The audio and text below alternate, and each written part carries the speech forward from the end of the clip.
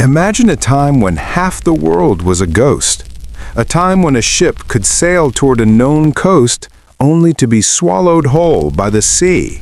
Not by storm or combat, but by a simple, terrifying inability to know one fundamental thing: where it was.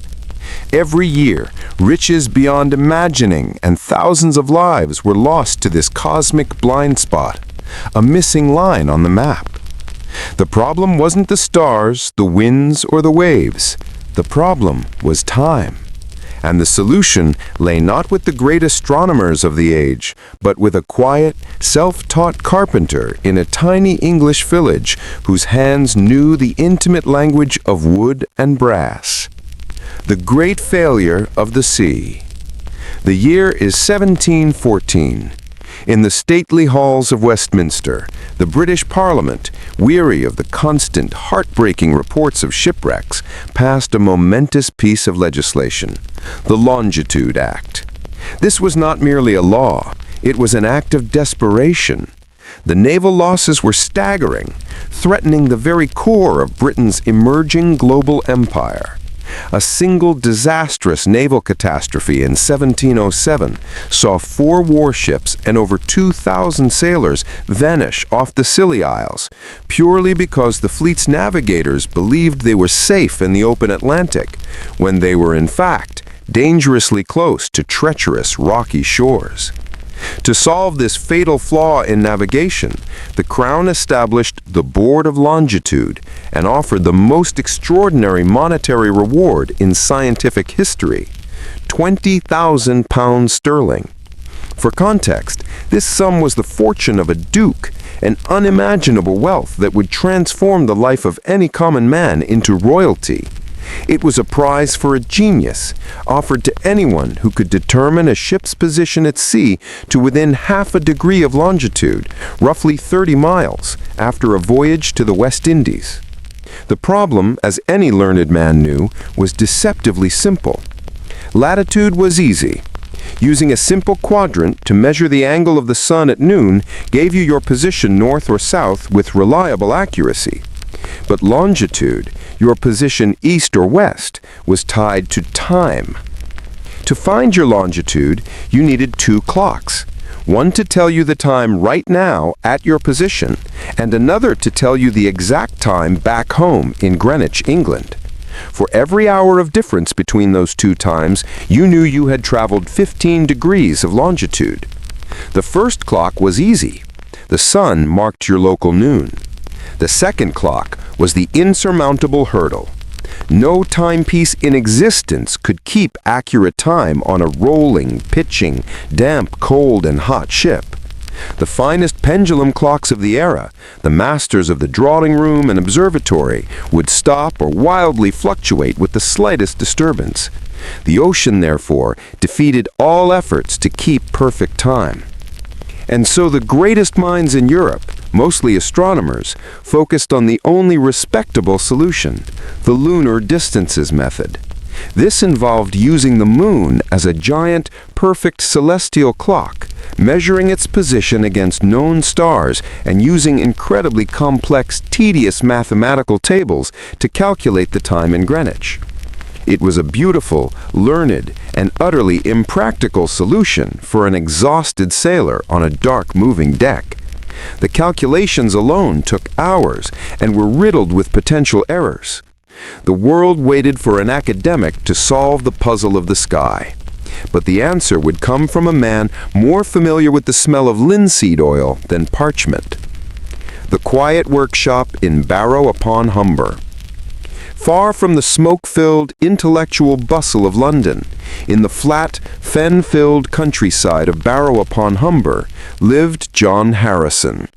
He was a man with no formal education to speak of, a self-taught genius born on the rural bottom rung of society.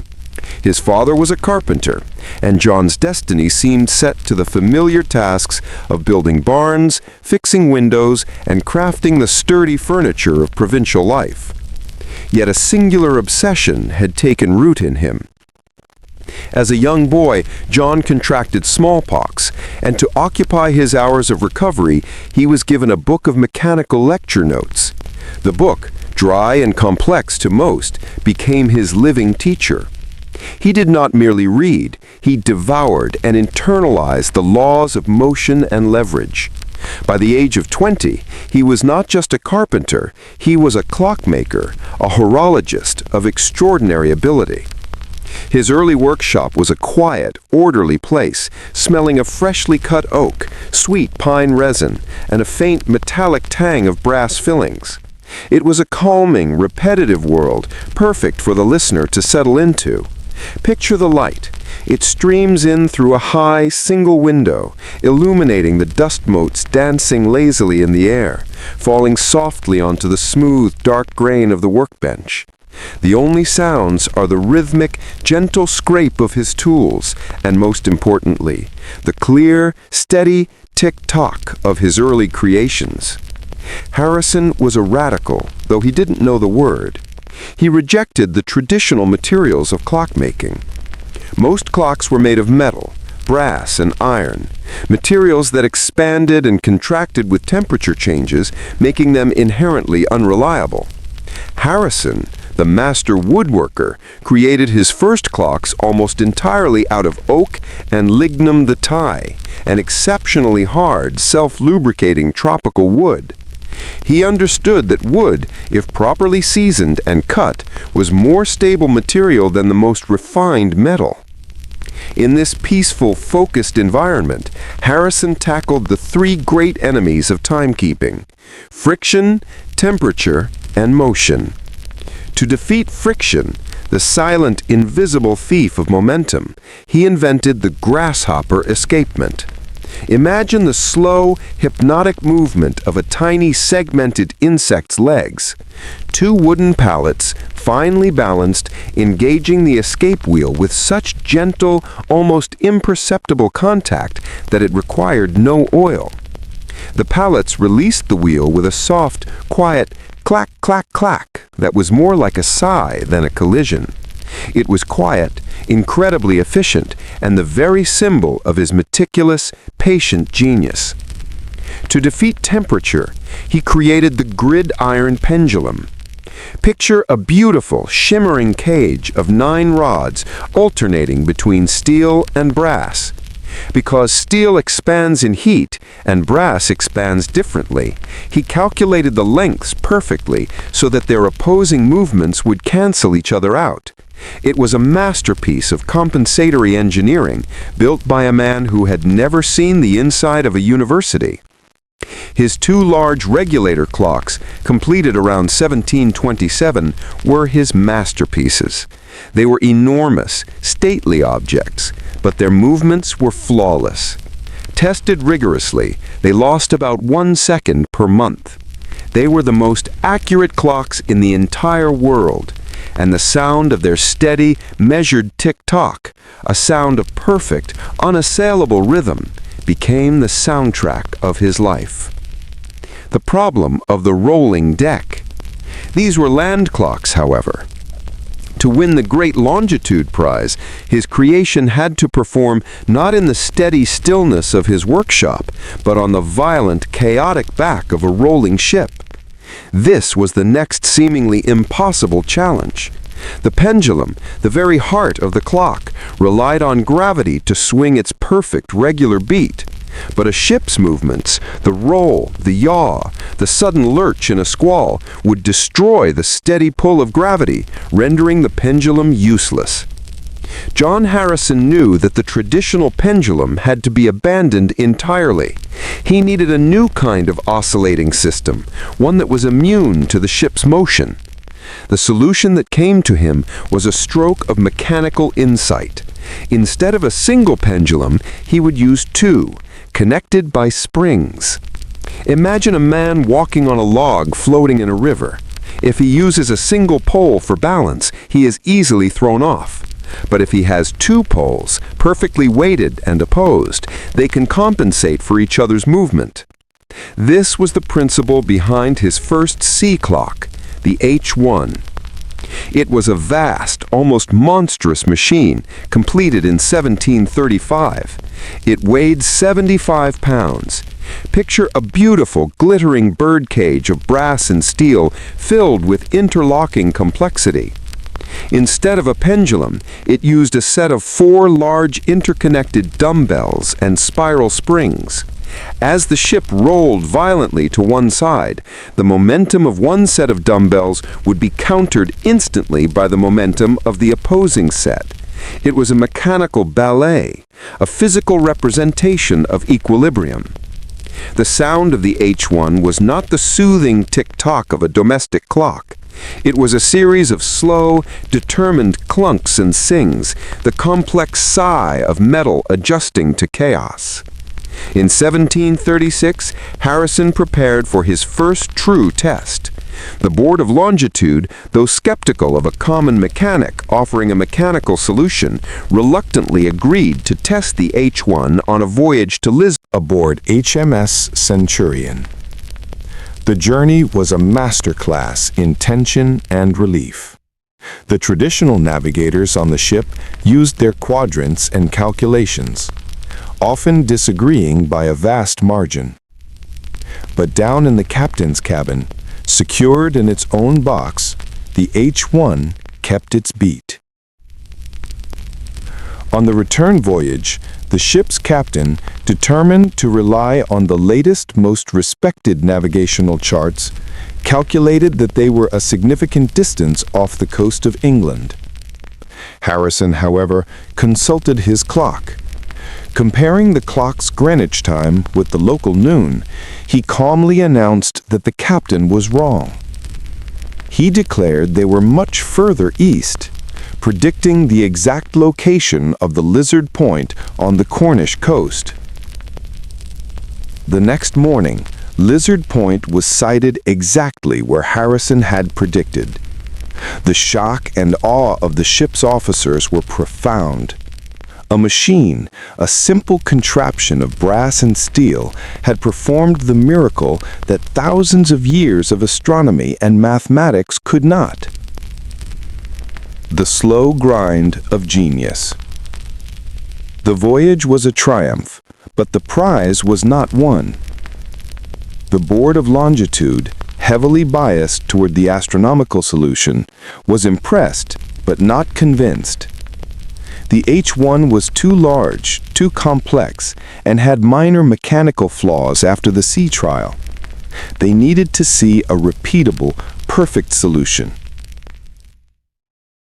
And so Harrison returned to his quiet workshop. This began a period of extraordinary, patient labor that would span decades. The heart of the long, calm story. He would build the H2, 1739, a more refined version, solving some of the H1's issues, but still too large and complicated. Then came the H3, 1741 to 1759. This clock was his most complex mechanical challenge, a beautiful nightmare that took him 19 years to complete. It was large and intricate, containing over 750 individual parts, including an innovative bimetallic strip to fully compensate for temperature, a technology still used today, and a cage of tiny, friction-reducing rollers. For nearly 2 decades, the measured, repetitive work on the H3 was the entirety of Harrison's world. The days passed in a slow, calming rhythm of filing, polishing, measuring, and testing. It is this segment of the story, the meticulous, near-monastic devotion to mechanical perfection, that is best suited for soothing, focused listening. Imagine the patient turning of the lathe, the gentle tapping of the tiny hammer on the pinions, the smell of the fine, almost invisible oil being placed on the jewels. He would work, watch, adjust, and scrap entire sections over and over, always striving for that elusive zero error. But even the H3, after years of his life poured into it, still suffered from residual motion issues that slightly affected its performance. The longitude prize remained tantalizingly out of reach. The astronomers, meanwhile, continued their work on the lunar distances method, convinced the solution would be found by calculation, not clockwork. They sneered at Harrison as a mere artisan, a cottage craftsman who was wasting his time. But Harrison was learning a crucial lesson that would change everything. The key to the solution was not more complexity, it was miniaturization. The tiny revolution, H4. By the 1750s, a new generation of watchmakers had begun creating watch pockets of astonishing accuracy. John Harrison, in his 60s, shifted his focus entirely. He realized that a small, perfectly engineered watch might resist the effects of a ship's roll far better than a large, complex clock. The rolling motion, which was disastrous to a large pendulum or balance, might simply be too quick to affect a tiny, vibrating balance spring. And so he began work on what would become his masterpiece, the H4. It was a marine chronometer, but it looked like a large, beautiful silver pocket watch, only 5 inches in diameter. Completed in 1761, the H4 was an object of utter beauty and mechanical perfection. Its inner workings were a miracle of miniaturization, containing every principle Harrison had fought for: the diamond pallet escapement for minimal friction, the bimetallic strip to negate temperature, and a spring system that maintained constant power delivery. The H4 was not a monstrous machine. It was a quiet, almost domestic object, but its purpose was world-altering. It was the solution to the longitude problem, disguised as a simple watch. The voyage to Jamaica. The stage was set for the final, definitive test. In November 1761, Harrison's son, William, boarded HMS Deptford at Portsmouth, taking the H4 with him, secured in a velvet-lined box. The ship was bound for Port Royal, Jamaica. Imagine the voyage now, a long, slow drift across the vast, deep blue of the Atlantic. The ship is a world unto itself. The sailors go about their familiar, rhythmic duties, the slow tightening of ropes, the call of the watches, the gentle creak of the wooden hull against the slow, steady push of the waves. Every day, the ship's master calculated their position using the old, unreliable methods. And every day, William Harrison performed a simple, quiet ritual. He opened the box and compared the watch's Greenwich time with the local noon. The H4 performed with an accuracy that was simply unprecedented. When the ship reached Madeira, William used the H4's time to predict the island's longitude, finding an error of only a few minutes of time, less than 10 miles. This small, perfect machine was already better than the entire establishment of naval reckoning. The journey continued, a long, slow passage of peaceful, hypnotic waves and sky. As they approached Port Royal, the navigators, relying on their cumbersome lunar observations and dead reckoning, were off by nearly 1.5 degrees of longitude, about 100 miles. William Harrison, however, consulted the H4. He had been winding it religiously, keeping its time locked to the moment of its setting in Portsmouth. He announced the ship's true position. When they sighted Jamaica, the H-4 was found to be off by only 5 seconds in its final time calculation. 5 seconds over a period of 81 days at sea. This was not a success. It was a miracle. It was a victory of 0.01% error after crossing an entire ocean.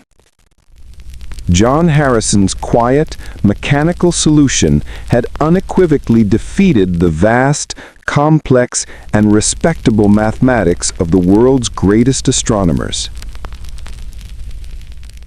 The bitter victory and the long road home. The immediate result was not the glorious celebration one might expect.